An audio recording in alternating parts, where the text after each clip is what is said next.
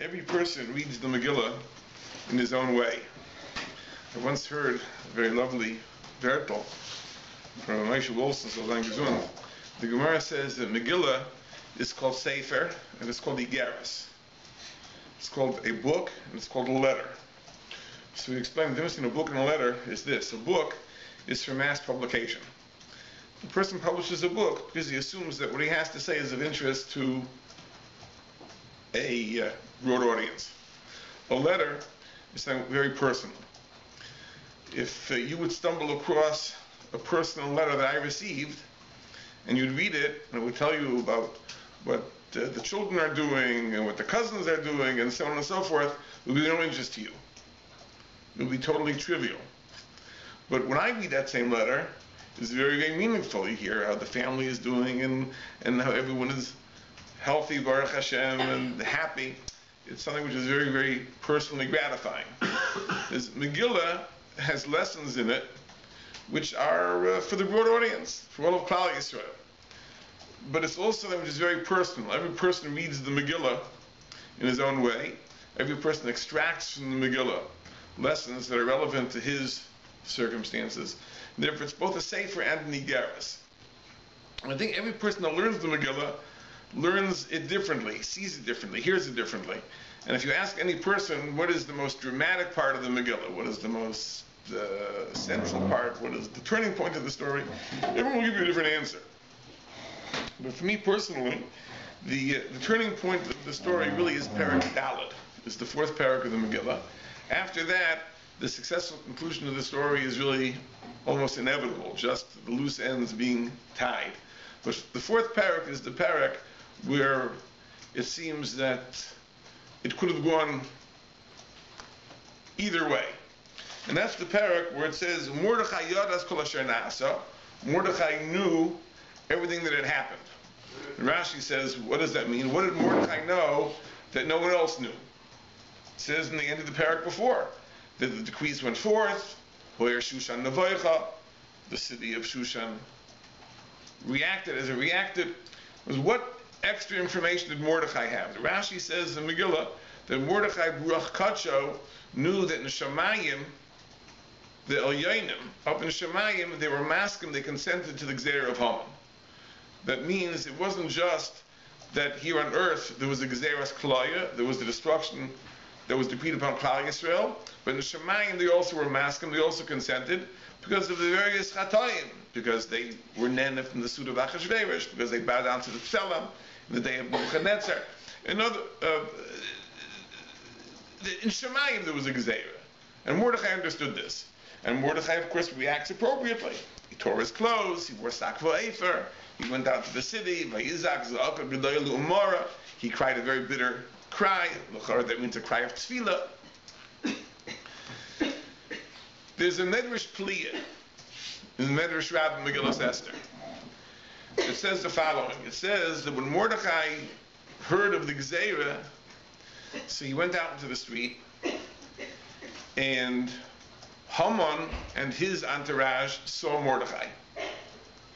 And they saw Mordechai went out to speak to some young children. In the olden days, a method of divination was to ask a child what the last pasuk he learned was. And on that basis, you could tell the future. So Mordechai was trying to find out what the future would be. And accordingly, Haman was curious, and Haman followed Mordechai. So he went to the first child and asked the child, what pasuk did you learn? And the child mentioned the pasuk. You know, after Aleinu, there are 3 psukim that are printed. And these were the 3 psukim that the 3 children said. The first child said, Al tira mepachad pisayim, don't be scared of the sudden fright, umishayas rishayam kisavo, from the darkness of the wicked that it should come. Don't be scared. So that pasuk gave Mordechai tremendous confidence that Haman's plot would be foiled. Then Mordechai went to a second child, asked him, and the child said the second pasuk, Utsu eitzo v'sufar, dabru davar v'lo yaku, ki imanu keil, that they conspire, they plot, but their plans will not stand because God is with us. So that also gave Mordechai tremendous confidence. And he went to a third child, and the third child said another pasuk, V'ad zikna anihu, v'ad seva ani ezboil. Until old age, I am the Lord, and until old age, I will bear. So the Mefarshim explained that many people think that Kadosh Baruch Hu is he's weary, he's worn out, he's old, can't take care of the world anymore. So Kadosh Baruch Hu says, don't worry, that until old age, I'm still around. Ani asisi v'ani esa, I made the world and I will carry it. V'ani ezboil v'amaleit, I will bear it and I will save. So a third pasuk. So it says that Mordechai was very happy. Mordechai knew that there's no problem. So Haman says to Mordechai, what are you so happy about? So he says, I have these psukim, and I know that all your plans against us are going to fail. So it says that Haman was very angry, and Haman said that not only will I kill the Jews, I'm going to start with these children. Adkan, that's the story. Now the Chayra, the Medrash is a Medrash Pliya. Because if you look in the Psukim of Megillas Esther, you get the impression that Mordechai felt there was a real crisis here. That Mordechai wears sak v'efer, Mordechai cries, Mordechai screams. And from the Medrash says you get the opposite. The Mordechai is smiling, he's happy, he's confident, there's no problem at all. He tells someone to his face, I know that everything you're going to do is going to fail. So how do you understand that Medrash? It seems to contradict the story. The truth is, not only does it not contradict the story, the truth is, if we learn the parah carefully, it's mukach. The Medrash is 1,000% clear. Because if we go to the end of the parak, Mordechai finally communicates with Esther and tells Esther, L'tzavei Salel, he commands her, Lavu al HaMelech, l'schanan lo, to go to the king and to beg, u'levakish mulfanav al Hama.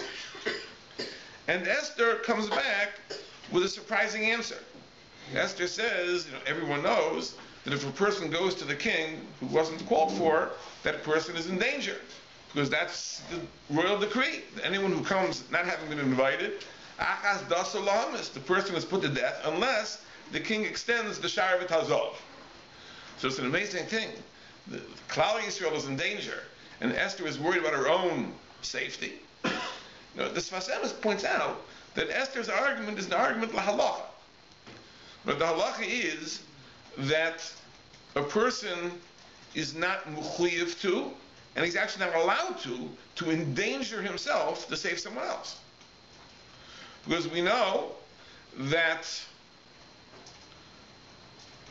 pikuach nefesh does not justify shvichas damim. You can't kill someone to save someone else. You can't commit suicide to save someone else.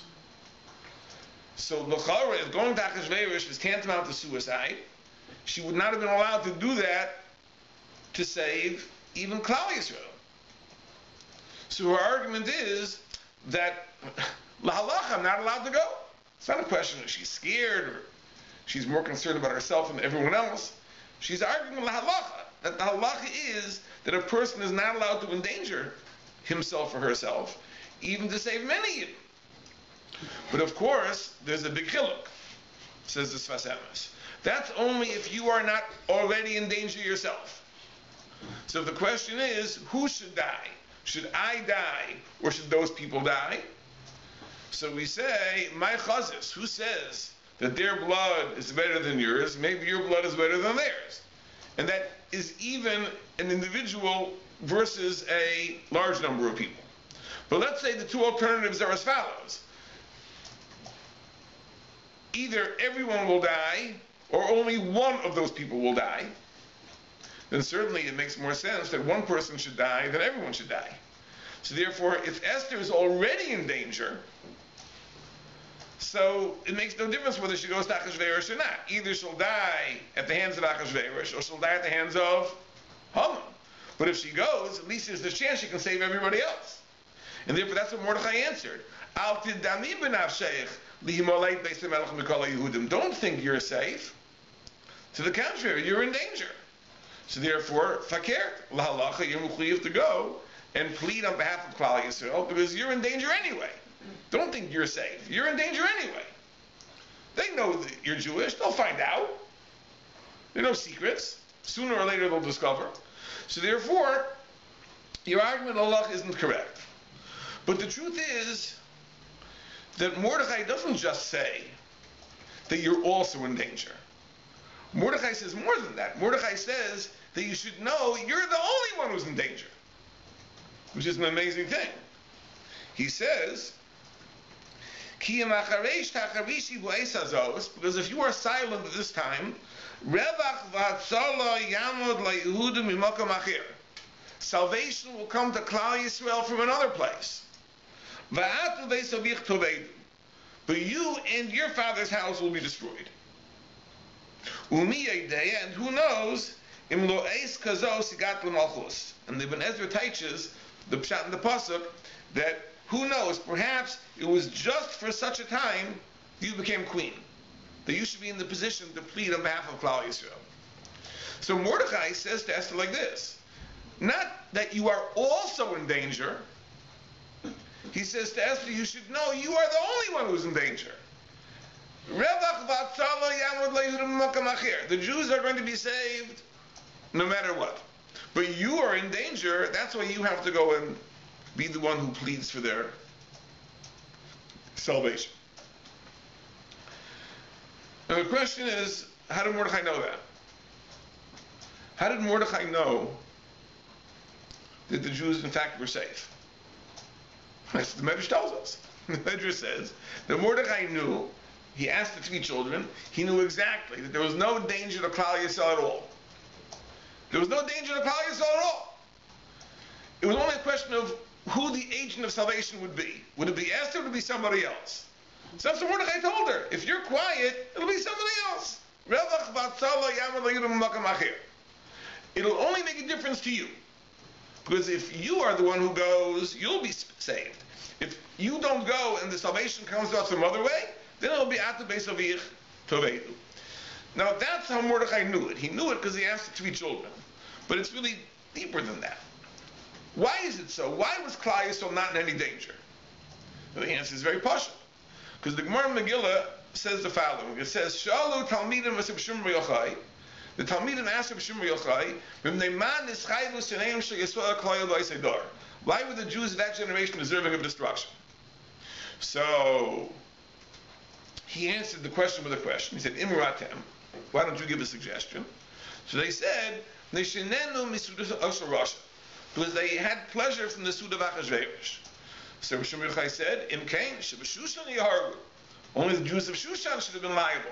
Those are the only Jews who attended the party. The Jews of the rest of the empire should not have been at risk.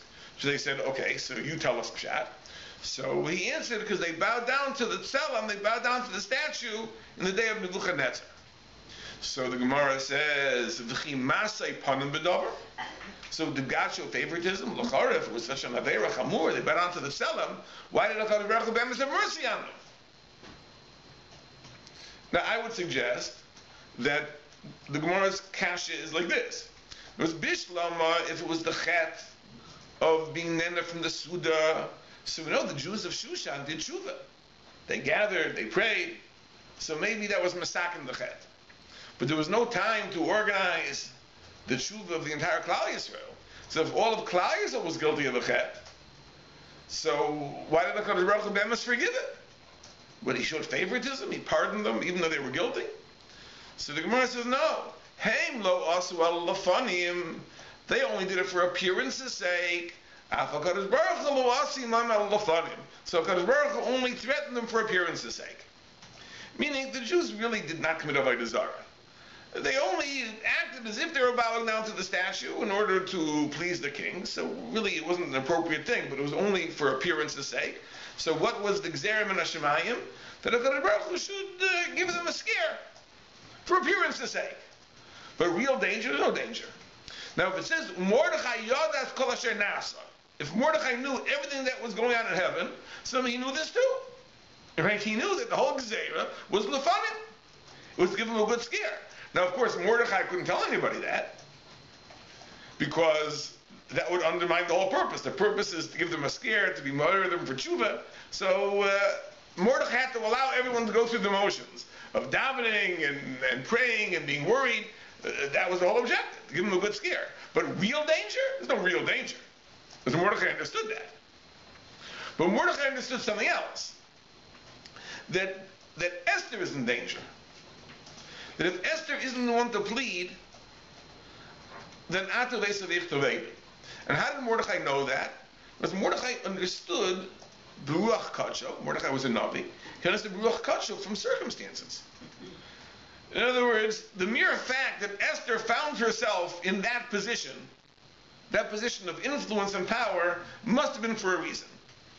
And it was one of those things that the entire time Mordechai is wondering, why did it come about? Why did HaKadosh Baruch Hu bring the Hashgacha about that Esther should be the queen and find herself in the palace? Now Mordechai has the answer. Mordechai understands. It's in order that Esther should go and plead. Otherwise, she will be in sakana. What's the sakana? The Alshach and the Manas Halevi say a very interesting thing. Esther, of course, was a descendant of Shaul HaMelech. And the very existence of Haman hu Agagi, really was a consequence of the chet of Shaul HaMelech. Shaul HaMelech, when he waged war against Amalek, didn't properly execute the war. Among other things, he spared Agag, the king of Amalek, for one day. The next day, Shmuel killed him. But he was spared overnight. That night, I guess his colleagues who were interested in making sure that the royal line of Amalek be perpetuated, they lowered a woman into his dungeon, and she became pregnant, and that's how the royal line of Agag was continued. And as a consequence of that, we have Haman hu Agagi. If Shaul had properly executed the war against Amalek, Agag would have been killed the day before, and that would have been the end. There'd be no Haman hu Agagi. So the very existence of Haman is a consequence of the sin of Shaul. There's a responsibility on the descendants to misaken the Aveira of their forebearer. And sometimes that is the reason the person was sent to the world. A person can be sent to the world ach v'rak just for that. And by the way, this is a theme that runs through many Hasidic Maisim, where the Baal Shem or one of the other great tzaddikim would tell a person that you were sent to the world just for this one act. And it's true. You know, the person comes to this world, thinks that I'm here for many reasons. But the reality is the person can be sent to the world to misaken one thing. And Mordechai understood that Esther was sent to this world to misaken this chet of Shaul. This chet of Shaul, which had the consequence of Haman being brought into the world, it was necessary for Esther to misaken that chet, that al yada, through her agency, it should come out that Haman is eliminated, and otherwise, atu beisavich tavedu, the chet of the house of Shaul will have been unrectified, and she will not have fulfilled her purpose for coming to the world, and uvechein, it's atu beisavich tavedu. That's how they explain. What they don't explain is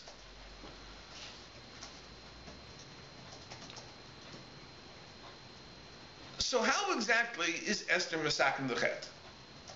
Is it simply because Haman, who is the residue of the chet, is taken care of by Esther?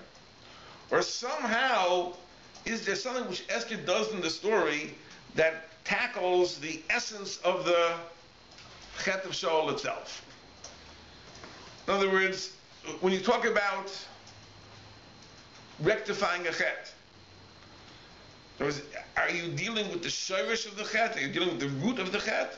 Or are you just dealing with the symptoms, the consequences of the chet? Okay, Esther brings about that Haman should be hanged. Okay, so the chet resulted in Haman being born, now Haman is hanged. Or somehow the Esther's actions relate more to the shirish, the essence of what the chet was. Let me tell you something about Megillas Esther that we don't tend to think about. And it dawned on me this week in a very funny way. This week I was reading one of the Jewish newspapers, and I saw an advertisement that for $180 you can send a kvittel to the grave of Mordechai and Esther in Iran. And there are Jews who are going to be there on Purim Day in Iran, saying Tehillim and placing the kvittel on their kever on Purim. And again, for $180 you can have the privilege. Now, the truth is this: if there's a valid tradition that this is where Mordechai and Esther are buried, in the Kaaba, well, I guess we have to accept it. But if you'd ask me, I would tell you that I don't think Esther was buried next to Mordechai. I think Esther was buried next to Achashverosh. Because the truth is, the story does not end with Achashverosh releasing Esther to go back to Mordechai.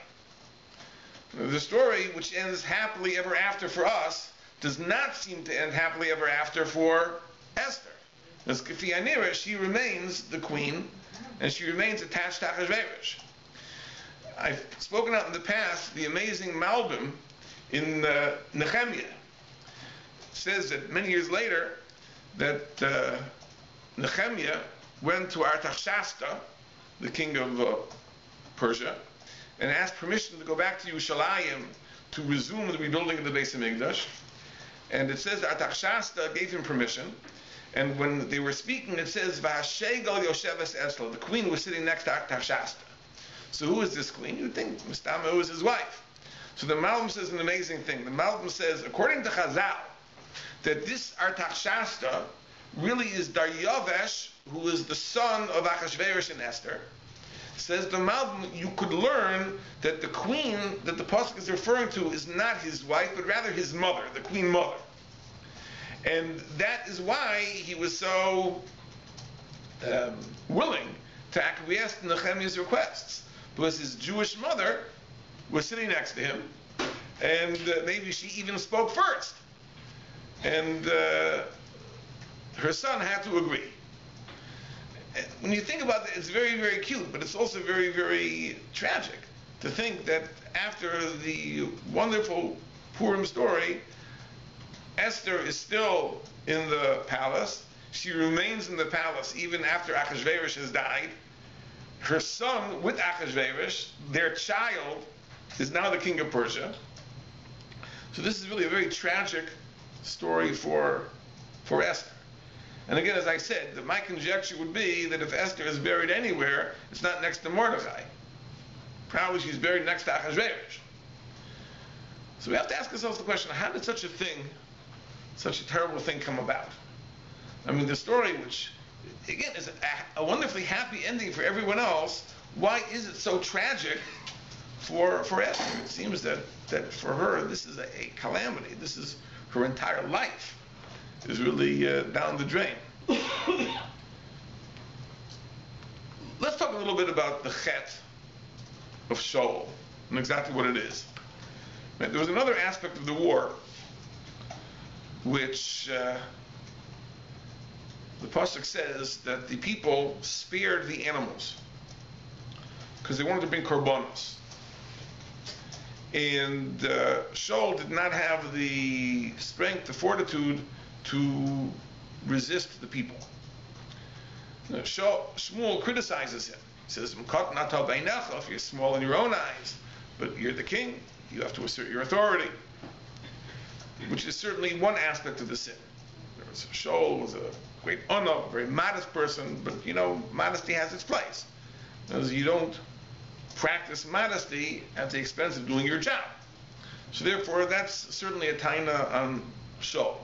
But there's also a second aspect to the taina on Shaul, that he acquiesced to the people. The people had this desire to bring korbanos, which led them to be mevatel the mitzvah saseh of Mechias Amalek. The mitzvah saseh of Mechias Amalek is mechayev, that you wipe out the animals too. And this desire for bringing korbanos led them to violate the Ratzon Hashem.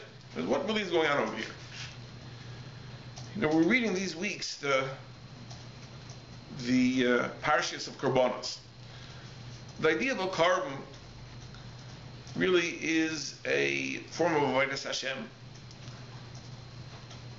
It's a way of showing hispatlus, subservience to Hashem. But at the same time, there is a tremendous sipuk, there is a satisfaction. Maybe we don't appreciate it because it's not part of our experience. But bringing a carbon was a very satisfying spiritual experience, emotional experience, and therein there lies a very great danger. In other words, spirituality can easily turn to narcissism. In other words, a person who engages in a spiritual practice can be doing it not as a form of avodah, not as a form of subservience to God, but rather as in a sense, a high. As a person can get a charge out of the emotional and spiritual aspects of it. And this is a sakana that is a special danger with karbonos. In its most extreme form, it becomes the Yitzhak of Avodah Zarah. It becomes the Yetzer Hara of Avodah Zarah. The Yetzer Hara of Avodah Zarah is really the flip side of the sipuk, of the satisfaction which comes from bringing karbonos. It's really the same thing. It's just that it's misdirected. Instead of bringing the carbon to this deity, you bring the carbon to that deity. Instead of serving the Ribono Shel Olam, you serve Baal. But it's the same ritual. It's the same carbon. So if the carbon gives you a spiritual ecstasy, you probably can have that whoever you're worshiping with the carbon. Whether you're worshiping the Ribono Shel Olam or worshiping Baal. Maybe even with Baal it's even better. Because there are no restraints, there are no limits. Anything goes. So it's a great sakana that the sipuk, the satisfaction that comes from bringing a carbon to the Ribono Shel Olam can drive a person to Avodah Zarah. And we talked about this in the past regarding the Gemara in Yuma. The Gemara in Yuma says that when the Anshe Knesset HaGedolah were mevatel, the Yetzer Hara for Avodah Zarah, so the Gemara says there was a fiery lion that came running out of the Kodesh HaKadoshim, and the Navi said that's the Yetzer Hara for Avodah Zarah. So the question is that what is the Yetzer Hara for Avodah Zarah doing in the Kodesh HaKadoshim? So the answer is it's one and the same. In other words, the Yetzer Hara for Avodah Zarah is that satisfaction that comes from bringing a carbon. So when HaKadosh Baruch Hu was mevatel the Yetzer Hara for Avodah Zarah, that knocked the wind out of the sails of Avodas Hashem too. The Avodas HaKarbonos in the Beis HaMikdash lost its excitement, its enthusiasm, its sipuk, its satisfaction, because by definition, if you can't have the one and not the other. If you take away the Yetzer Hara of Avodah Zarah, you take away the sipuk in the Avodas of Karbonos directed to the Ribono Shel Olam. But this is a very, very, very great danger. And the Yetzer Hara of Avodah Zarah is just the most extreme form of it. But there are lesser forms of it. If a person is mevatel the mitzvah saseh of mechias hamalek, which requires you to destroy the animals, he's mevatel that mitzvah to spare the animals for the purpose of karbonos, the person has also stepped over the line. When the person has put the satisfaction and the spiritual and emotional experience of the carbon above the Ratzon Hashem. And that's really the criticism that Shmuel raises in the Haftarah, where he says to Shaul, he says, does Hashem want karbonos? Hinei shemaya mizavach toiv. Right, to listen, to be obedient to the word of Hashem is more important than karbonos. Right, that's exactly the point. In other words, if you serve Hashem for that spiritual, emotional charge, for the satisfaction that karbonos give, you're missing the point. Avodas Hashem has to do the Ratzon Hashem. And Ratzon Hashem sometimes means denying yourself the spiritual ecstasy, if that's what HaKadosh Baruch Hu wants. So here, rather than having, you look at these animals, wow, look at that sheep could have been a carbon, I could have used it, and it could have had such a thrill and a sipuk and a satisfaction with it, and instead I'm destroying it, because that's the Ratzon Hashem, that's the true Avodas Hashem. That's the true Avodas Hashem. And this is an idea which, in Sefer Chasidus, is repeated several times. L'mashal, the Ishbitzer speaks about this regarding the halacha that a balmun is not allowed to do avodah. And yet, the halacha is that a balmun gets to eat kosher. So the question is, why does he eat kosher? And we always think of achilas kosher as being a reward for performing the avodah. Since you perform the avodah, so you get to eat and partake of the kosher. But if you're not doing the avodah, why should you take the kashmir? The Ishbitzer says because the balmum is doing an avodah. His avodah is desisting from doing avodah. That's the avodah of the balmum. The balmum holds himself back from doing avodah willingly, without grumbling, without complaining, because this is the Ratzon Hashem. He's deserving of a reward for that. His reward is he can eat kosher. But that's a real avodah. Avodah isn't necessarily bringing a carbon. Sometimes the avodah is not bringing the carbon. At the root of the chet of Shaul, his acquiescence to the desire of the people, is exactly this flaw. This flaw of looking at karbonos as something you do for yourself, something to give yourself satisfaction, and it loses the quality of avodah because it is no longer a bittul, it's no longer a self-negation to the will of the Ribono Shel Olam. It's something I do for myself, for my own spiritual pleasure, rather as an act of subservience to the will of the Ribono Shel Olam. That's really the yesod of the chet. And we pointed out many years ago that it's very, very appropriate when Parshas Zachar falls out on one of the weeks we read about the karbonos. The last time we spoke about this, I think it was 8 years ago, that particular year it fell out in Parshas Vayikra. Right? This year it falls out in Parshas Sav. But the point is, nevertheless, I think a well-taken point, that the Haftarah of Parshas Zachar really is mashlim. It really tells us something about the Parsha which is not immediately apparent, which is that karbonos are a beautiful thing, but there's a sakana in karbonos when it oversteps this line. And of course, this is really the central theme in Parshas Shemini. We're talking about the chet of Nadav and Avihu was exactly that. Nadav and Avihu, who had this quest for dveikus and intimacy with God, but in violation of the revealed Ratzon Hashem, which is that the Keteris could not be brought in the way that they brought it.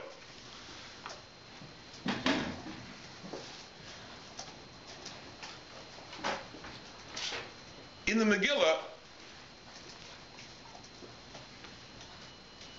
when Mordechai tells Esther to go to Achashverosh and plead for her nation, what Mordechai is telling her to do is to reveal her identity for the first time.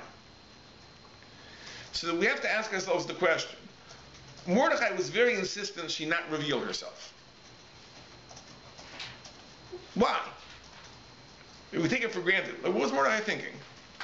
Why did Mordechai think that it was a good idea for her not to say who she was?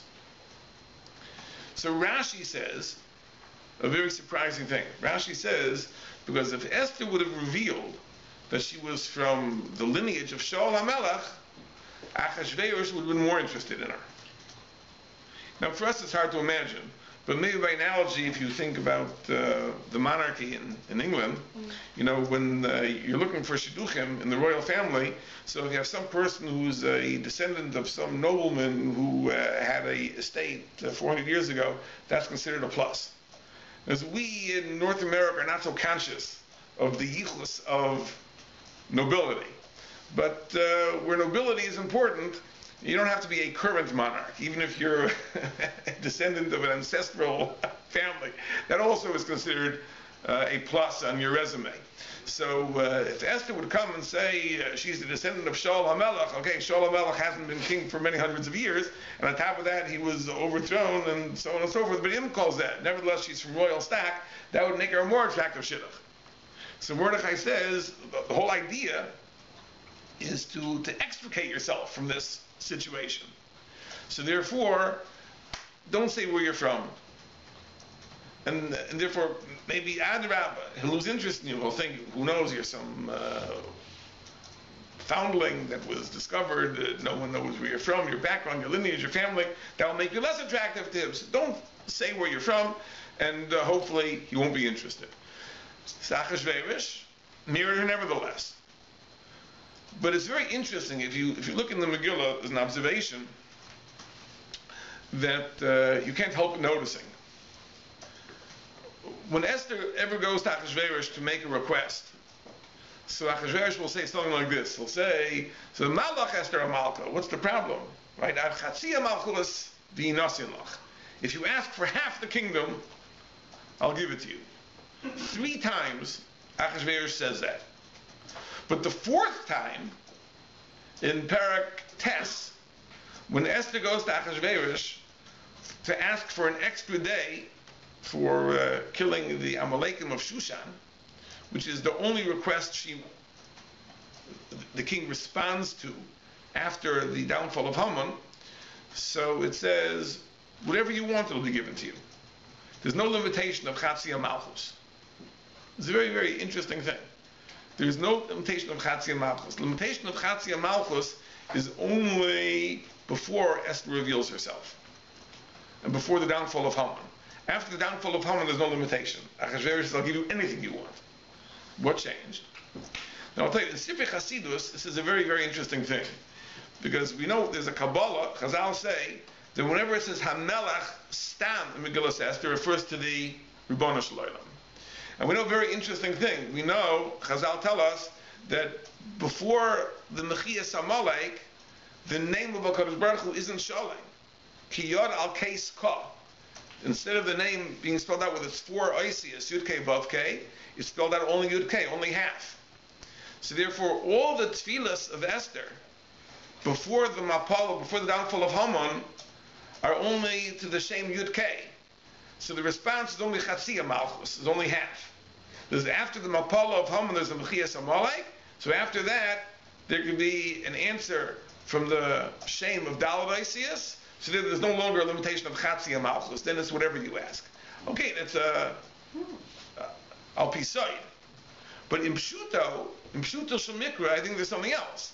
You see, as long as Esther is keeping something back from Achashverosh, Achashverosh keeps something back from Esther. Because if you have a wife who's not open with you, so what are you willing to give her? I'll give you half the kingdom. Right? Sounds good. But on the other hand, he's also holding back half the kingdom. Once she reveals himself to him, she endears herself to him to such an extent that at that point there's no limitations anymore. Now it's whatever you want, everything. So the truth is that Esther, in revealing herself to Achashverosh, is bringing about the Hatzalah of Klal Yisrael, but she's sealing her own fate at the same time.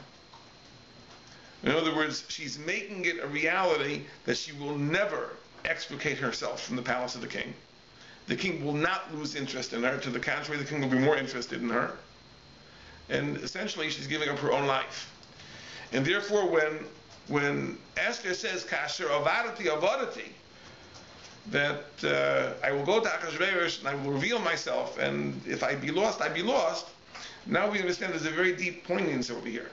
The idea is that she understood that this is a Mesiras Nefesh of the most awful type. You talk about Mesiras Nefesh, giving up. So we think the biggest Mesiras Nefesh is to die. But the truth is there are forms of Mesiras Nefesh that are worse than dying. There are forms of Mesiras Nefesh we'd rather be dead than have to live like that. And I think we could conjecture this is an example of that. The Mesiras Nefesh of Esther, in revealing herself to Achashverosh, knowing that revelation would in a sense seal their marriage for eternity, that was a Mesiras Nefesh that was worse than death.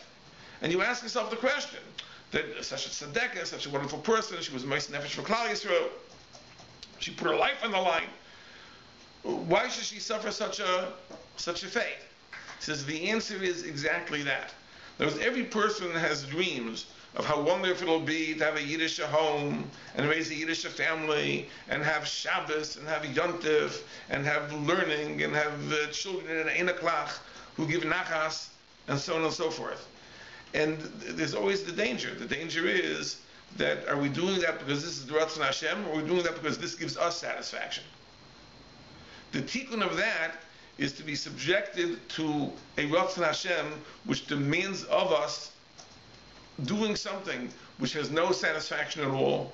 It's only tsar, there's no sipuk, there's no enjoyment, there's no pleasure, it's humiliation, it's misery.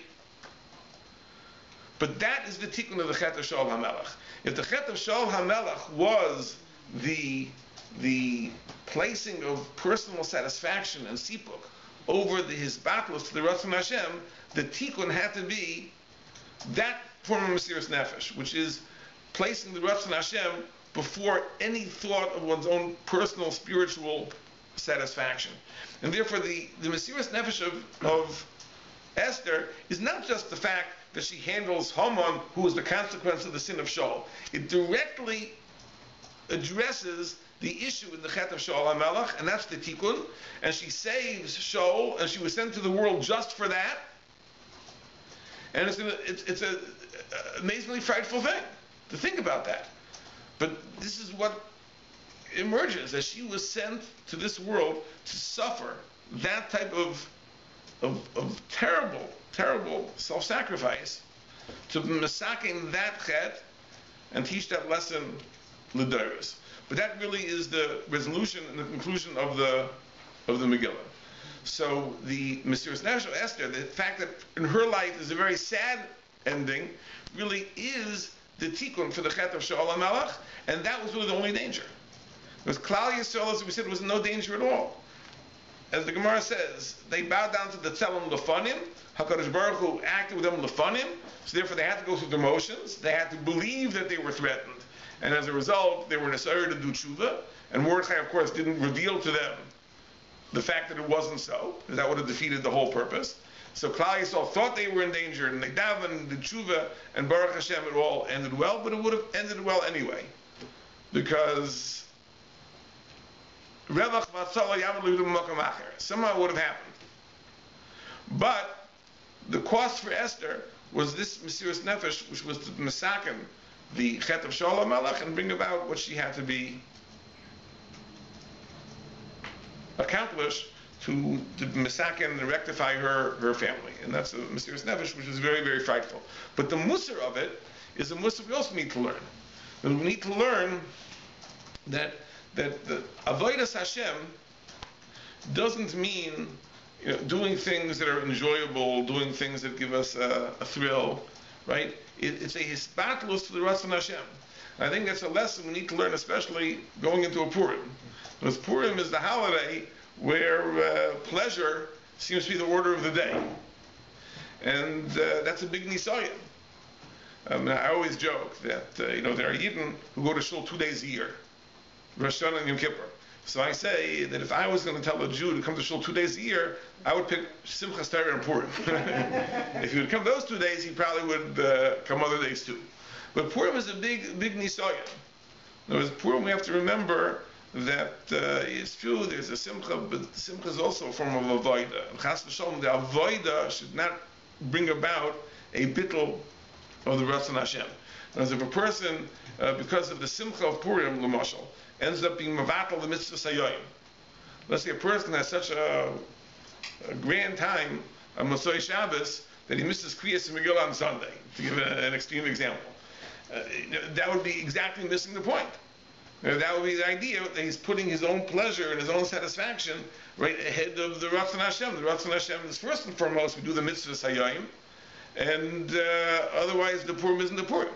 So needless to say, this is a lesson that we all need to learn and think deeply about going into Purim. Certainly it's a lesson that Esther learned, and we should all take it to heart seriously. Everyone should have a Freilich on Purim. Next week is no class, and 2 weeks from now we'll meet again.